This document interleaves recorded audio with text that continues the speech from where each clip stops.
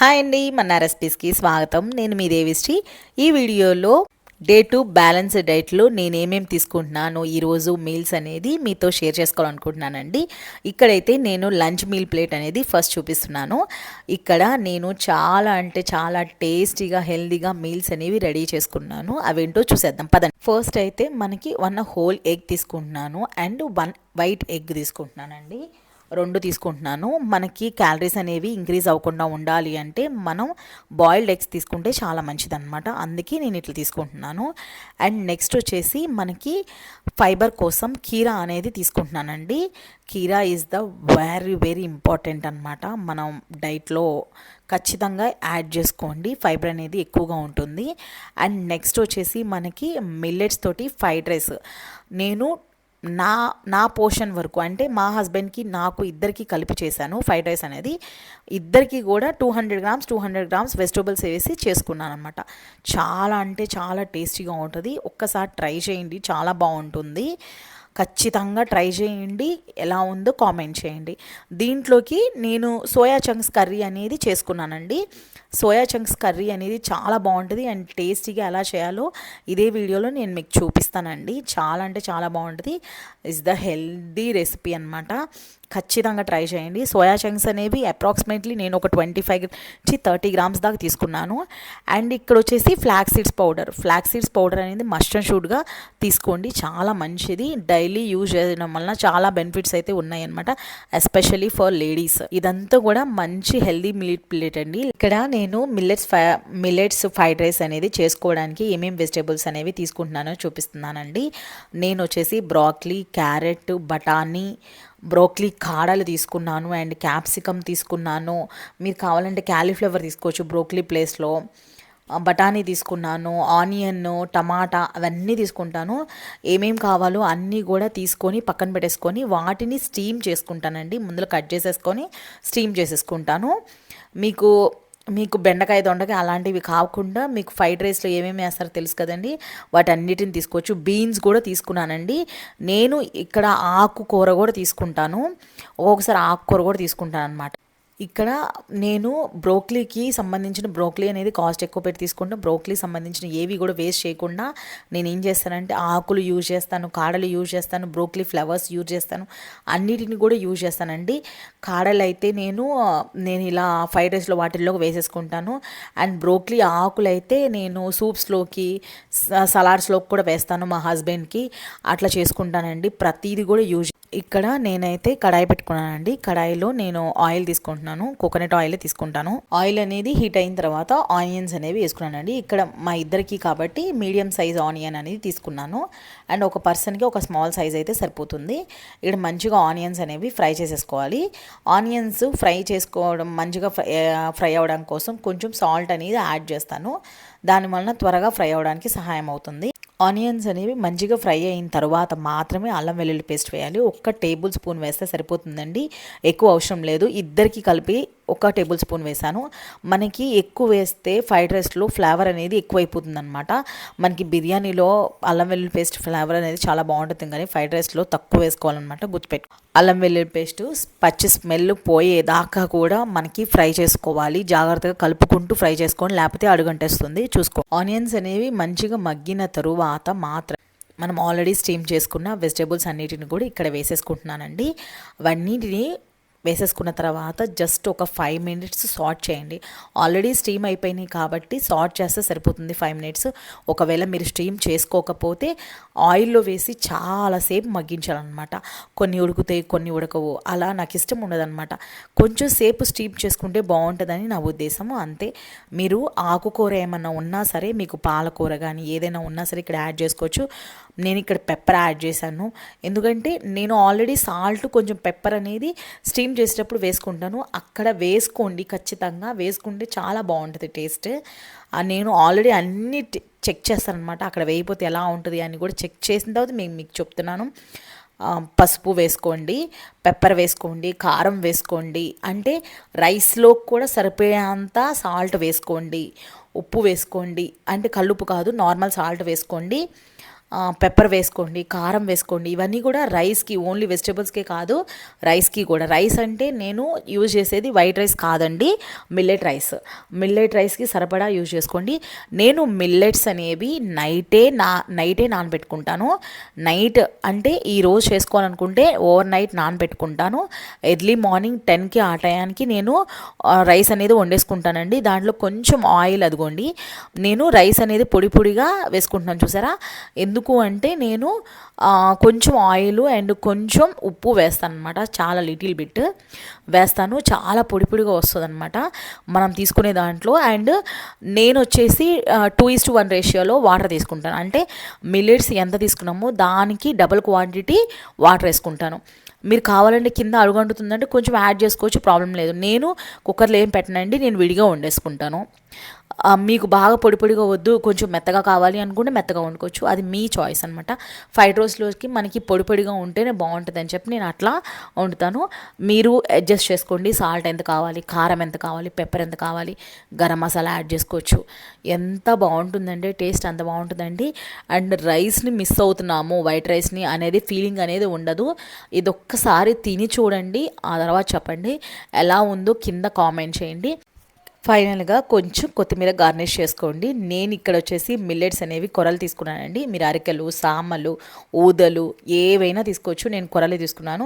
నేను కొరలు, సామలు, అరికెలు ఈ 3 యూజ్ చేస్తాను. అయితే మనం టేస్టీగా హెల్తీగా సోయా చంక్స్ కర్రీ అనేది ఎలా చేసుకోవాలో చూపిస్తాను. చాలా అంటే చాలా బాగుంటుంది. ఇది పలావ్లోకి, మనకి ఫ్రైడ్ రైస్లోకి, అన్నిట్లోకి చాలా బాగుంటుందండి. నేను పలావ్లోకి ఎక్కువ చేస్తాను, మీకు కూడా చూపించేస్తాను. ఇక్కడ నేను 100 గ్రామ్స్ సోయా చంక్స్ తీసుకున్నానండి. నాకు 30 గ్రామ్స్, మా హస్బెండ్కి 40 గ్రామ్స్ చొప్పున తీసుకున్నాను. పిల్లలిద్దరికి కూడా 30 గ్రామ్స్ అలా తీసుకున్నాను అనమాట. ఎందుకంటే జెంట్స్కి కొంచెం ఎక్కువ తీసుకోవాలి అండ్ పర్ పర్సన్కి 30 గ్రామ్స్ రోజుకి సరిపోతుంది. ఇక్కడైతే నేను హాట్ వాటర్ పోసుకుంటున్నాను. హాట్ వాటర్ పోసుకొని చక్కగా మీరు కలుపుతూ ఉంటే అవి ఏమవుతాయి అంటే కొంచెం ఉబ్బుతాయి అనమాట. చిన్న సైజులో ఉన్నవి పెద్ద సైజు అవుతాయి అనమాట. అంతేగాని మనం పొయ్యి మీద పెట్టేసేసి మరిగించకూడదు అనమాట. సోయా చంక్స్ని ఎప్పుడు కూడా దాంట్లో ఉన్న న్యూట్రియంట్స్ అన్నీ పోతాయి అనమాట. చీప్ అండ్ బెస్ట్ అనమాట. ప్రోటీన్ అనేది చాలా బాగుంటుంది, గుర్తుపెట్టుకోండి, చాలా మంచిది. సోయా చంక్స్ మనకి బలమైన ఫుడ్, గ్యాస్ వస్తుంది అలా ఏమనుకోవద్దండి, అస్సలు రాదు.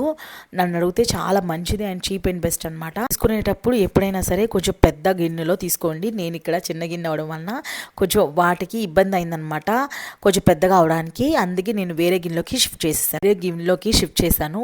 వేరే గిన్నెలోకి షిఫ్ట్ చేసిన తర్వాత మనకి వాటర్ సరిపోవని చెప్పి వాటర్ అనేది కొన్ని యాడ్ చేసుకున్నానండి. అది కూడా హాట్ వాటర్ మాత్రమే యాడ్ చేసుకోవాలి. అండ్ హాట్ వాటర్ యాడ్ చేసుకున్న తర్వాత 15 మినిట్స్ అట్లనే స్టేబుల్గా ఉంచేసుకోవాలి, కలపకుండా. మనకి ఉంచేయడం వలన ఏమవుతుందంటే అవి చాలా ఉబ్బుతాయి అనమాట. కొంచెం పెద్ద సైజులో అవుతాయి. దాంట్లో ఉన్న మంచి ఏమైనా నలకలు ఉన్నా సరే ఆ వాటర్లోకి వచ్చేస్తే మంచిగా శుభ్రం కడిగేసుకొని డ్రైన్ చేసేసుకోండి. డ్రైన్ చేసేసుకున్న తర్వాత మొత్తం కూడా వాటర్ లేకుండా పిండేసుకోండి ఫుల్గా, ఎక్కడ వాటర్ ఉండకూడదు. సోయా చంక్స్ అనేవి వాటర్ అని ఎక్కువ అబ్జర్వ్ చేసుకుంటే మొత్తం పిండేసుకోవాలి. అయితే నేను ఒక పాన్ పెట్టేసుకున్నానండి. పాన్ పెట్టేసుకొని ఇక్కడ నేను కొంచెం ఆయిల్ వేసుకుంటున్నాను. ఆయిల్ అనేది మరీ తక్కువ వేసుకోవద్దు, తక్కువ వేసుకుంటే మనకి సోయా చంక్స్ అనేవి కొంచెం మాడిపోతాయి అన్నమాట, కింద అడుగంటుకుపోతాయి. అందుకే నేను కొంచెం వేసుకున్న తర్వాత మళ్ళీ యాడ్ చేసుకున్న ఆయిల్ అనేది సరిపోలేదని. ఇక్కడైతే నేను 100 గ్రామ్స్ సోయా చంక్స్ ఉన్నాయి కదా, వాటిని మొత్తం కూడా వాటర్ అంతా పిండేసిన తర్వాత ఇందులోకి తీసేసుకున్నాను. వీటిని మంచిగా ఫ్రై చేసుకోండి. ఆయిల్ అనేది తక్కువ వేస్తే మీరు దగ్గరుండి కలుపుకోండి. మీరు కావాలంటే మళ్ళీ యాడ్ చేసుకోండి ఆయిల్ అనేది.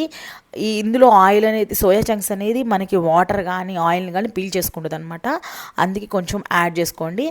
మనకి ప్రాబ్లం ఏం లేదండి, కర్రీలోకి మనకి ఆయిల్ అనేది వచ్చేస్తుంది, ప్రాబ్లం ఏం లేదు. ఇక్కడ యాడ్ చేసుకోవడం వలన మంచిగా ఫ్రై చేసుకొని ప్లేట్లోకి పక్కకు పెట్టేసుకోండి. ఇక్కడ నేను ఆయిల్ అనేది సరిపోలేదని కోల్డ్ ప్రెస్డ్ ఆవాల నూనె అనేది యూజ్ చేస్తానండి. నేను ఆవాల నూనె కూడా యూజ్ చేస్తాను. మంచిగా ఫ్రై చేసేసుకొని పక్కన పెట్టేసుకోండి. ఇప్పుడైతే మసాలా దినుసులు ఇవన్నీ తీసుకోవాలండి, దాంతోపాటు కొబ్బరి కూడా తీసుకోవాలి. ఇప్పుడు మనం ఆనియన్ పేస్ట్ అనేది తయారు చేసుకుంటాము. ఆనియన్ పేస్ట్కి కొబ్బరి అనేది కావాలి. అండ్ ఈ మసాలా దినుసులు తర్వాత యాడ్ చేస్తాను. ఫస్ట్ కొబ్బరిని ఒక మిక్సీ జార్లోకి వేసేసుకోవాలి.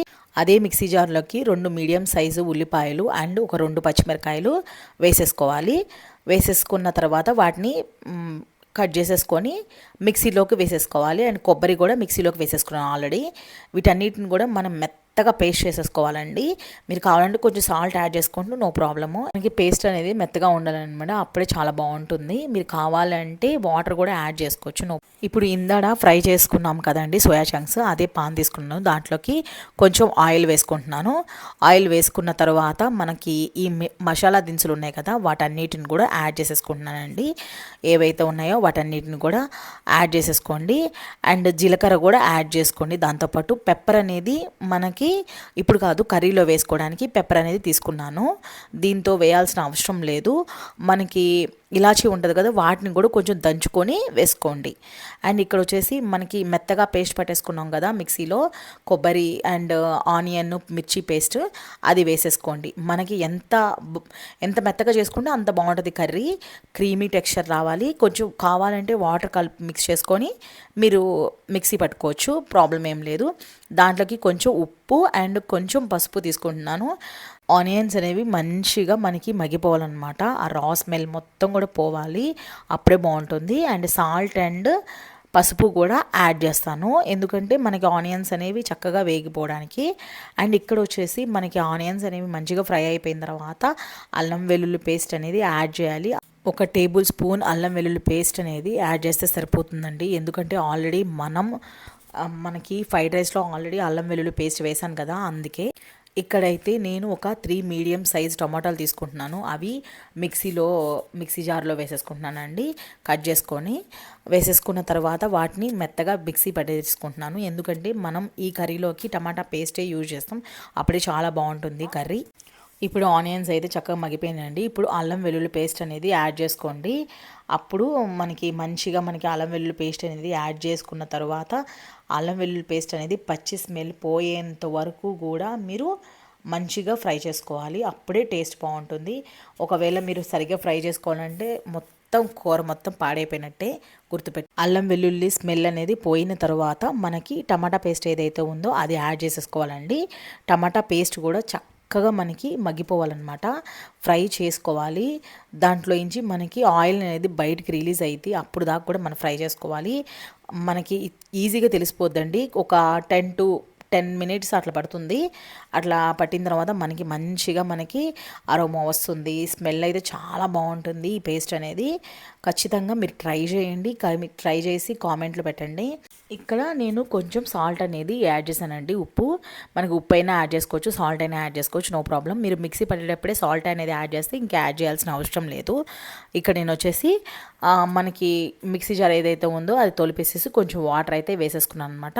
కొంచెం వాటర్ వేసేసుకొని మనకి కన్సిస్టెన్సీ అనేది తర్వాత చూసుకుందామండి. నేను కొంచెం వాటర్ వేసేసి మూత పెట్టేసుకొని మగ్గించేసుకుంటున్నాను అనమాట.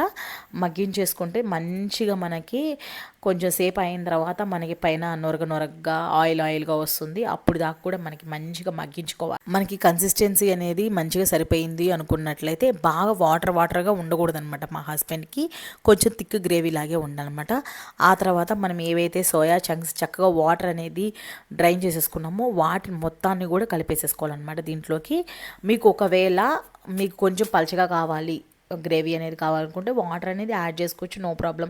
దానికి తగ్గట్టుగా సాల్ట్ అవన్నీ యాడ్ చేసుకోవాలి. ఇక్కడ నేను వచ్చేసి ధనియాల పొడి, గరం మసాలా, పెప్పరు అన్నీ యాడ్ చేసేసుకుంటాను. ఇక్కడే మీరు కారం కావాలన్నా ఉప్పు కావాలంటే ఇక్కడ అడ్జస్ట్ చేసేసుకోవచ్చు. మొత్తం కూడా కొంచెం సేపు అట్లా మొత్తం కూడా వేసేసుకున్న తర్వాత గరం మసాలా యాడ్ చేసుకోవచ్చు. నేనైతే ఎక్కువగా గరం మసాలా కన్నా పెప్పర్ రిఫర్ చేస్తాను అనమాట. గరం మసాలా చాలా స్ట్రాంగ్గా ఉంటుంది, పిల్లలు ఉన్నారు కాబట్టి నేను పెప్పర్ అనేది ఇనఫ్ టు మీ. అందుకే నేను మంచిగా అన్నీ కూడా యాడ్ చేసేసుకున్న తర్వాత మనకి దగ్గరగా ఏదో ఒక 5 మినిట్స్ అట్లా ఉంచేస్తే మసాలా అన్నీ కూడా ఆ కర్రీకి పట్టాలి కదా, అందుకే కొంచెం సేపు మూత పెట్టేసుకొని మగ్గించేసుకుంటాను.